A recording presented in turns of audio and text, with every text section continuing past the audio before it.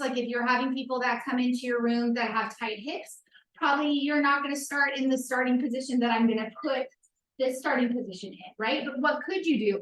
Maybe you could have them do some of these same types of things in standing right here behind the foot bar, okay? But for me, I have the mobility in my hips, so I'm actually going to straddle and have a seat on the platform here. And so we're talking about lower body and power, but that doesn't mean that we can't link this and bring this all the way through our arms and our trunk, because as we know, with Fine Center, we've talked all about the sling system and how that really translates into upper body balance as well as lower body strength. So I'd like to suggest, and this is just something that I love to actually add into a warm-up, is that you just start with training a hinge here, right, at the hips. And I'm on a very light spring right now. And so this is, you're just getting a little hip opening. So we're still in that land of mobility. So while I'm thinking here, right, what are we trying to train in the hinge? What is the position of the low back and the pelvis and the upper back, right? So people hinge like this, hinge like this, we hinge all kinds of funky ways. So again, we're really trying to get that relatively neutral in that hinge, just as a reminder. Yeah, and it's just a great place to start, see if they can even accomplish this, right? And then if you wanted to start to add in some spine mobility, this is a great place to get a little bit of gyrotonic stuff in with some, flexion and maybe adding a bit of an extension with the load. And again, I'm on a very light. I could also use yellow. I could use the blue here. But that's gonna start to up the ante as we move forward with where we go, because now I'm gonna suggest that we start to do some propulsion with the arms, right? So we're now adding in some propulsion, some throwing and catching. I'm trying to keep my trunk relatively stable or still as I'm adding load to this, okay? What are you gonna see in this environment? Lots of hinging forward and wanting to do that, right? So you're just playing with adding load to the stability core. Yep. And then you could start to also, and this is also coordination, right? So start to go into a single leg or single arm, excuse me, and start to maybe add in a bit of rotation. Because when do we rotate? In life, all day long, walking, running, bending over, picking something up, right? So starting to add in that single arm. You don't need to do the propulsion, right? So you could also keep it out of that and start to do some rotation here. But this is the lower body. This is maintain power, right? So how can we then start to play with adding in the legs here, right? So we're in a pretty wide base of support. This is not for everyone. So maybe you might need to step back behind the foot bar. And the Allegro 2 is quite wide. I'm working with a studio reformer at home. And so it's a little bit more on the narrow side, and you don't have this outer peg for the foot bar. So it's a little bit narrow, which is why I'm saying is that as a detective, depending on your moving environment, you're going to make adjustments on what works best for you or your clients. And then last and final here is, could you rise up and then have them come down? So just a little elevation and starting to really work. What's Nora looking at? I'm looking at a bunch of things. I'm looking at the knee over the foot, what's happening there. Because very often you're going to see something more like this, with that knee's way inside, which I don't want it to be. So she's doing a good job there. I'm also just again looking what's happening with the pelvis and the low back, right? What's happening in this area, and how is that relating to the rest of it? So would you just take this? You want me up? Now, different people are going to have a different amount of hinge here. Yeah, some people are going to be more upright, some are going to be hinged in various different directions. You're going to look and see where that low back is. Make sure that the abdominals are having a little bit of support from the front, right, as we do that. And she's just getting a lot of work through the stability of this entire area as she works with it. Yeah.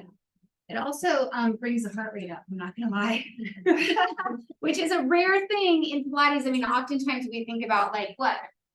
Jump board, let's load the jump board, right? And so this is a nice way to kind of like bring, you might not get like zone 3, but like you can get a little bit of a heart rate pickup here with doing that. And we'll show that when we get to the lunging side of things as well. Again, that's a big, bold, wide base of support for a lot of people, like some of your dudes that come in, or just people that don't have those ranges of motion. I'd like to suggest that maybe you do some of those things back here, right? So you start to explore training the hinge, and from here, maybe you have them squat behind and do that.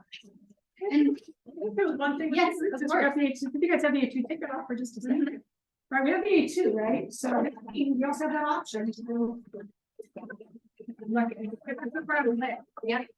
Right, so that actually means you've got a little bit narrower base here, a little bit more room. Yeah. And then Erika can take either, so it's just a little narrower there with that. And again, you don't always want to leave your foot bar. I've got a nice little cushy. Cushy. Yeah, that's great. Yeah, but just again, decreasing that range or picking it off the back. Will be easier to them. And, you know, no two bodies are the same. So depending on, you know, also heights of bodies, the reach to the box is going to be different and all of those kinds of things. But a fun way to just play with propulsion and coordination and starting to add in linking from lower body all the way up to upper body. So that's the long box, very light hip hinge, body waves, sumo squat, arm jumps, and rotation. And then we're going to move into, you'll find that I do a lot of things unilaterally or like side to side for a variety of reasons, because I think, again, it's the training the eye oftentimes where you're like, oh, I see it now, right? And also as a class programmer or somebody who programs classes a lot, it takes up time, if you want to be honest, right? So it's just a nice way to like fill space if you're struggling with like, what am I going to park in? Like adding in some unilateral is a great way to do that. So in this case, we're going to stay on the very light. You could maybe go to a blue here as well. And we're going to take that staggered stance. So before when we took the staggered stance, we were facing the other direction and we were loading the thigh, if you remember that. Now we're just going to begin to start to play with lunging and having load on an arm, yes. But just even seeing what this looks like, right? Having a straight back leg so that we're staying in that hip extension. Nora will coach me. Yeah, keep that nice and steady. You can watch that back ankle. So her, again, you know her limitation dorsiflexion. So a couple options here. She's just letting that, she's maximizing her dorsiflexion. You're letting that stretch. You're getting a little bit of a stretch on your calf. Yeah, it feels great. As you For go. me, personally, yeah. Right. If somebody's looser there, they may be able to keep that heel down. Or I could also change this and have that heel lifted up and do the whole thing from that like half position, depending where I want to go with that. But we're headed towards power. So what are we going to suggest that you do? Then maybe you come into more of an athletic lunge, right? And again, you're in instructor mode and put yourself in client mode right now. So a lot of our clients, they lose the capability to do these functional movements, especially as they age. So can we put them in an environment where, yeah, they're next to a reformer, they're getting the assistance of the box, and they can start to play with what their triple flexion looks like at their hips, their knees, and their ankles, because squatting, hinging, and lunging is going to look different on everyone. And depending on, hamstring lengths, hinging might be better for some people, and those types of things. Now, again, we want to start to have some playfulness. Can we, here comes Nora with a trick here, what's she gonna do to me now? Can we start to come into this athletic lunge and start to sprint a little bit with the arms, right? So now we're throwing and catching the box. I feel my lateral system, my trunk really picking up here.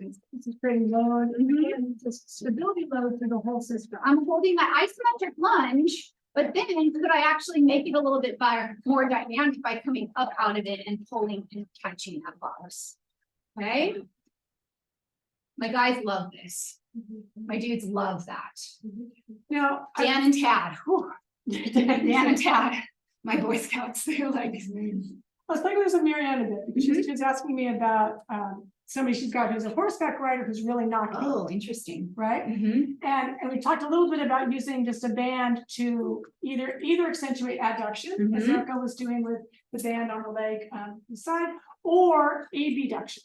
So for here, just take that, right? So let's say I've got somebody who really, this is where they live. So when they're in here, what you'll often see is that as soon as she bends, this knee is going to come in, right? They're going to do a little bit of that inward collapse. And I do have that tibial torsion on this leg, definitely on this leg. And she does a nice job there. And this is a little bit of a funky place to do this because I'm like, but I'm going to flip it anyway. So sometimes what I do is I just take a band and I'm just going to give a little pull this way. All I'm doing there is I'm trying to give her the signal, her body the signal to push that leg out slightly. Okay. And I'm a little bit, I know I'm sort of inner way. I can't see so much, but that's going to give her that signal just to activate that whole lateral system to keep that knee aligned. Remember we talked about alignment being our thing. Now, if on the other side, and somebody who was more bow-legged, and who really rolled out a lot on this, which is way less common, but every now and then you see it, then I would basically take this way to get that inner thigh active. Yeah. So those are just some things to play with there. I could do the same thing on the back leg, but I'm going to focus more on the front leg because I can't get to the back leg very well there.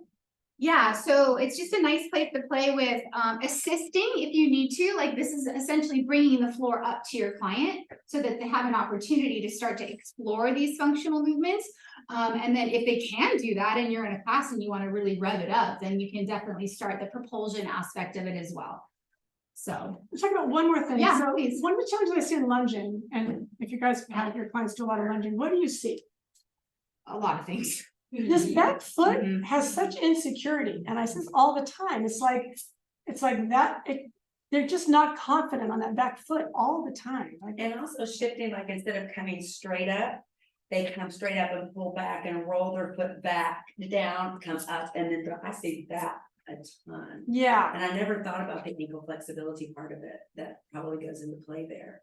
right. And then what are you doing with the ankle? So this is Right. also just like, so one of the things I've been playing with a lot with lunges, like even with Erika where you are, so take just what you were just doing, is a lot of times what I'll have them do is I will play specifically with that back ankle. And I'll just say, what do you find that back ankle, find that back ankle, find that back ankle, and get secure on that before you go into your lunge. Right? And again, I might put my little pad under there, or I might just say like, okay, let's lift the heel up, keep the weight right here, and then just keep it there as you bend and straighten that front foot. So just trying to find that stability of that back leg.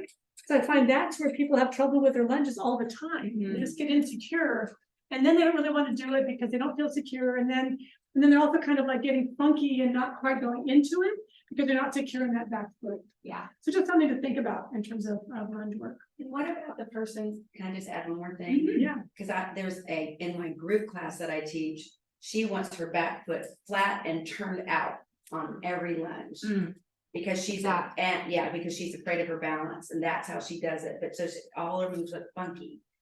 So I don't even know how you handle that. I just let her do it. So stand up for a moment, everybody. Because one of the things too, so yes, there's more stability there potentially, if that's where her stable place is. But I want you to take your foot back, and I want you to take your foot back in parallel. All right. So take a look down, make sure the foot's relatively parallel, and then bend your ankle. How much range of motion do you have? Not much. Take your foot out. Look at how much more range of motion you have. Yeah. Yeah. So very often if somebody's going to do a lunge, they're going to feel more secure here if they're tight in that ankle. Or that's one possibility, right? So a lot of times in lunges, I really work on that parallel, and I'll just work on kind of like what Erika's doing, just kind of going into it, coming out of it, going into it, keeping it parallel until they find that back foot.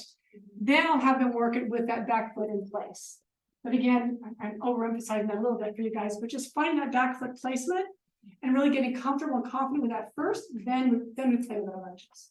Coming from the floor up to can help a lot. Exactly. And just, even just bounce this a little bit. Okay, where is that foot? Find that foot now. Start to play with wherever you want to go with that. Yeah. All right.